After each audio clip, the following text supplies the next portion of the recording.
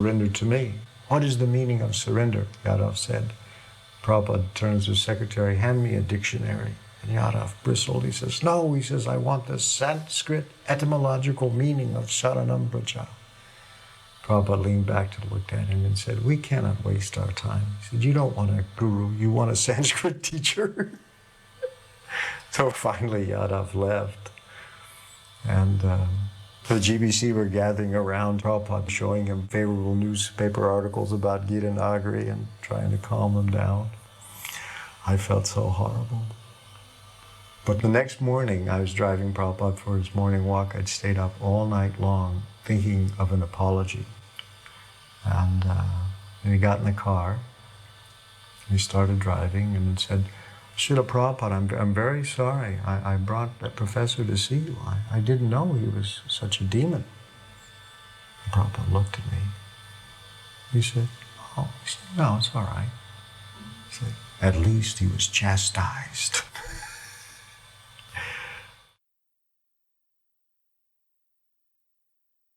You can see me now, I'm looking quite concerned because the car's not there. There's the airport manager on the left. Prabhupada's there, but I am not blissful because the limousine is not there.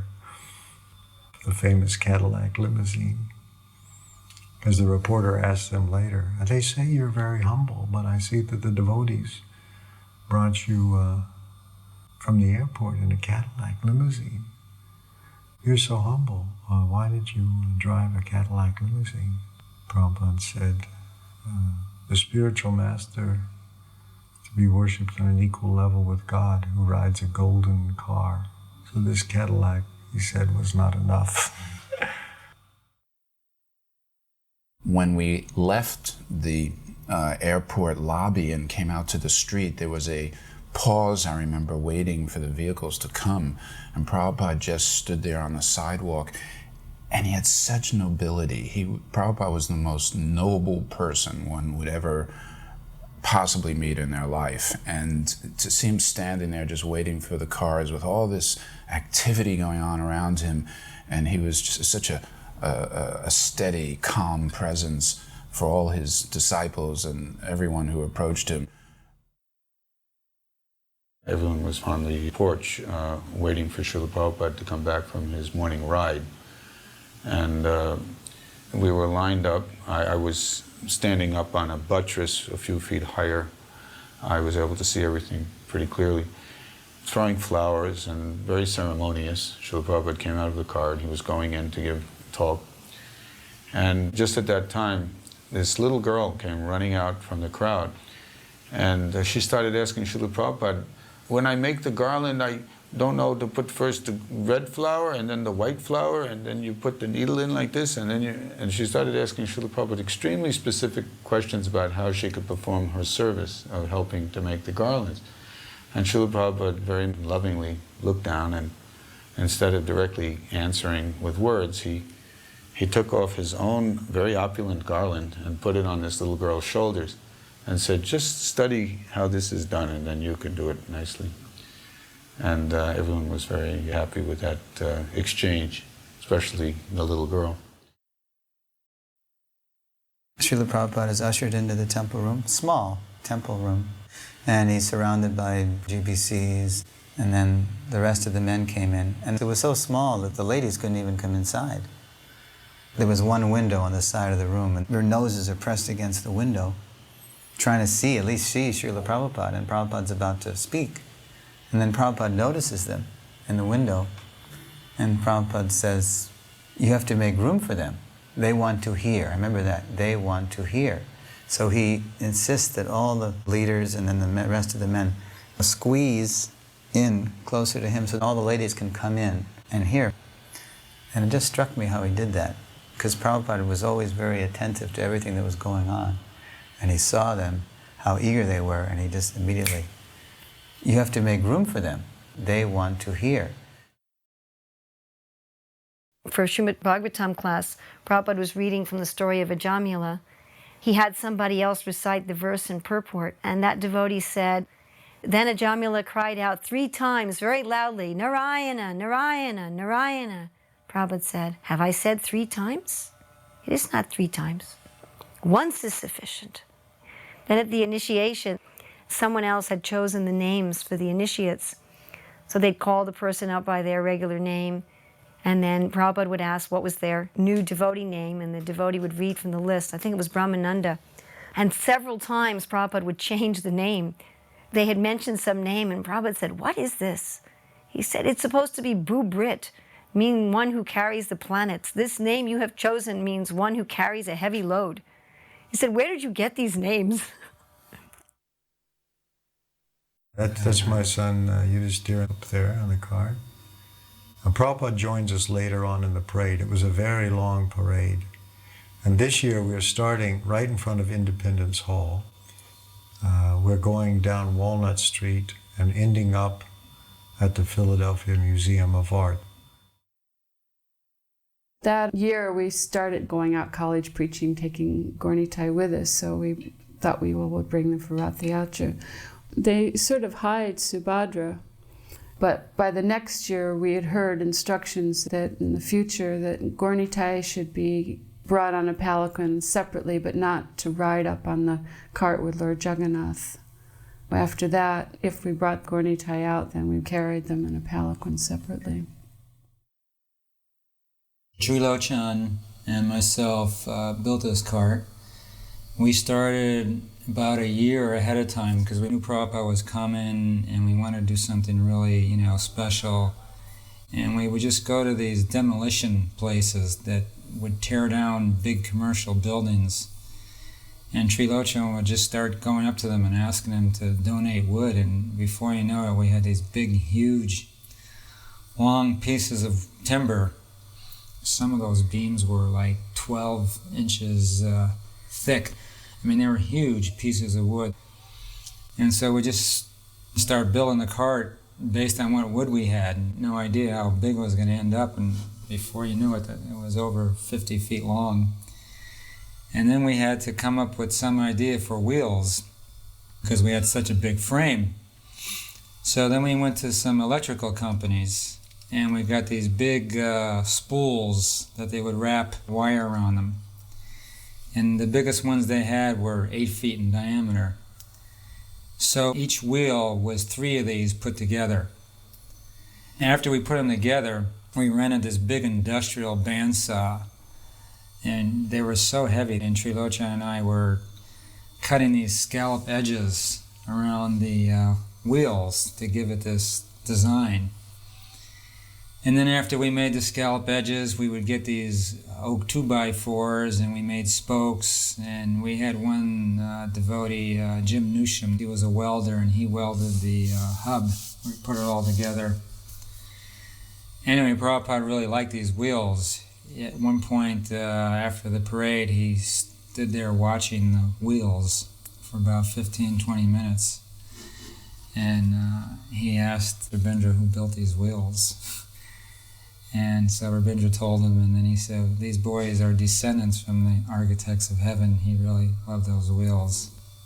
So then we built this big, dome to go on top of it, and then we're trying to think of different ways to decorate it, and we have some artists. Kim Murray was one of them, and some other devotees came out and painted all these beautiful designs.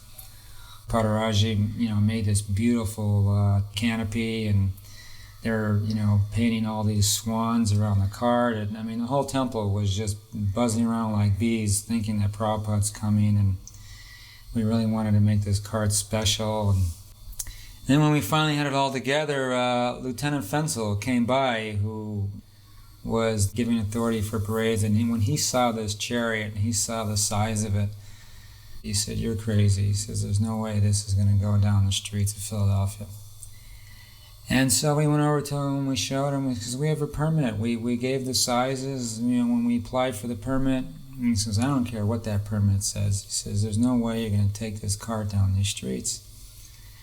So Srila and I tried to convince him, and then Rabindra came, and he tried to convince him. Finally, it was Rupanuga. He came, and very authoritative, like somehow or another, he convinced this Lieutenant Fensel that we could do it.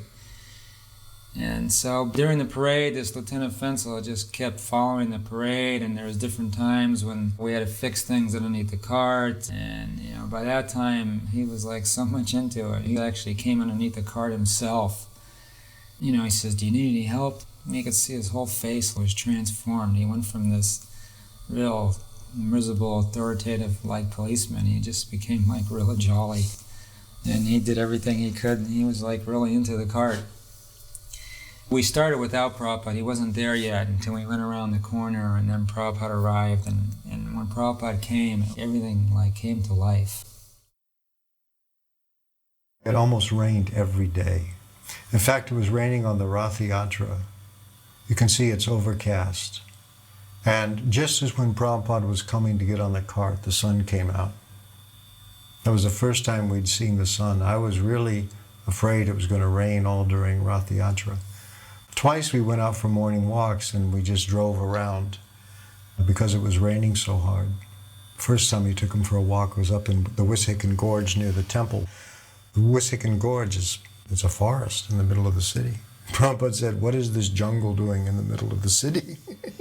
And at that time, people were preaching there was a food shortage. And so he said, all these should be cut down and it should be planted. There's sufficient space to grow food for everybody.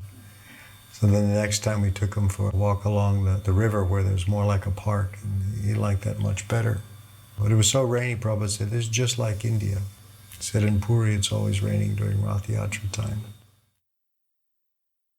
From way up the street, the devotees parted and the car stopped and Srila Prabhupada got out of the car and walked toward the cart. It seemed like it was a great distance to me, but my very distinct memory is that as Prabhupada approached the cart, I was privileged to witness the meeting of great personalities, the meeting of Srila Prabhupada and Lord Jagannath, and I felt suddenly as if the devotees had melted away, the sound of the kirtan was from a distance, and I had a little peephole into this extraordinary exchange.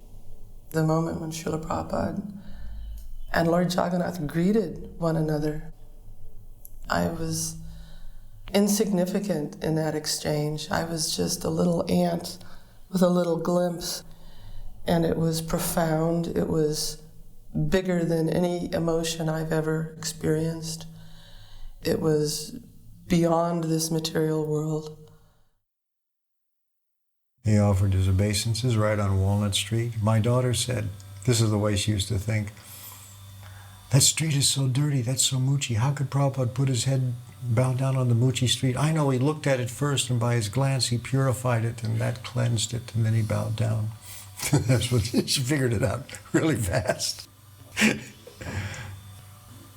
don't think Philadelphia had seen such a huge crowd of devotees ever when Prabhupada was there. Every time the car would stop for a while, Prabhupada's lap would fill up with money. People would come up, offer obeisances, and put donations in his lap. In the parade, I stationed myself right next to the wheel of the cart, right next to Prabhupada, and I had my son up on my shoulders. And I remember walking the whole parade, not leaving that wheel. And regularly, Prabhupada would look down, and acknowledge our presence and smile at us, and my son dancing on my shoulders. And you could see Prabhupada was really, really happy. And then a few times he would throw flowers at us, and we would catch the flowers. And I remember at that time, I thought Prabhupada looked really, really happy. I remember just thinking, I'm walking next to Prabhupada, he's on the cart, I'm on the ground, and I felt like I could walk forever, that he gave me the strength that I could walk for time immemorial in that kind of situation. It was really, really nice. And he looked so happy. He looked strong and happy and just like pleased and satisfied with the whole festival. There's this fountain in front of the art museum, and there were bleachers constructed that were just for the bicentennial program. And these bleachers were just filled with people, looking like they were just sitting there waiting for the cart to come. And the parade route was for us to go around this fountain and then go to the back of the art museum. And we went around, and all the people in the bleachers were amazed. They were clapping, and some of them were standing up. And Prabhupada was so pleased that he instructed the people pulling the cart to take the cart around again. Those people in the bleachers were there for a whole completely another program, but by Krishna's arrangement, they got the most mercy. And I was steering the cart, so I was just a few feet away from him. So I was constantly just meditating on Prabhupada, and of course I didn't have a lot of association with Prabhupada, so it was very amazing to me just watching how graceful he was. Every move he made, every little eye movement that he made with such full tension, and it was so graceful. And there were some Christians there as we were in the parade. They had their loudspeakers and they were saying offensive things, and I was really getting agitated. And I looked at Prabhupada, he was totally undisturbed. He was just so happy to see all these people in front of Lord Jagannath, and I don't know, it just was so special watching Prabhupada. I couldn't understand him on the tapes, but whenever I read the Bhagavad Gita, the purports, it was almost as if I could just hear him, That's why I studied the Gita so much, because when I would read the purports, I would hear Prabhupada. I just always felt like he was a special father to me. And I didn't think I could please him. I guess that's the sad part of the thing, is I thought, I've been looking for something like this all my life, but the standard is so high, something special is going to have to help me. I didn't feel strong enough, and I didn't want to cheat him. I thought he was too special to join and cheat him.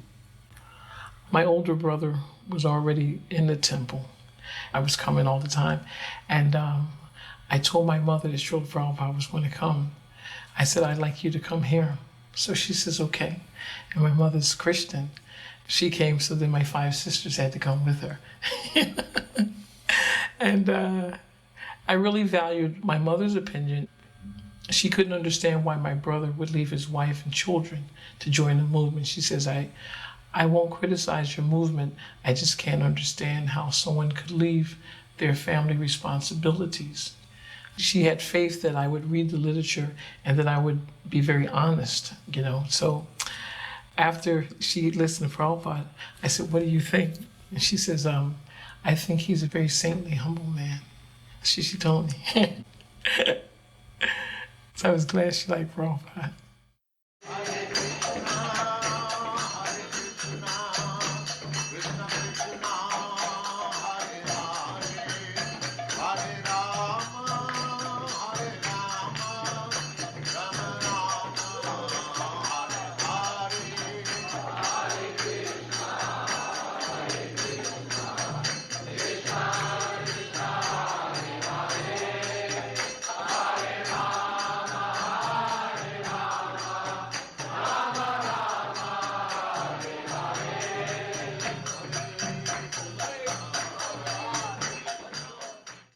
When we finally arrived at the park in Philadelphia, I remember there was an immense crowd there, and there was a great vista. It reminded me almost of Washington, D.C. and the Mall, and Martin Luther King when he gave his famous speech, I Have a Dream.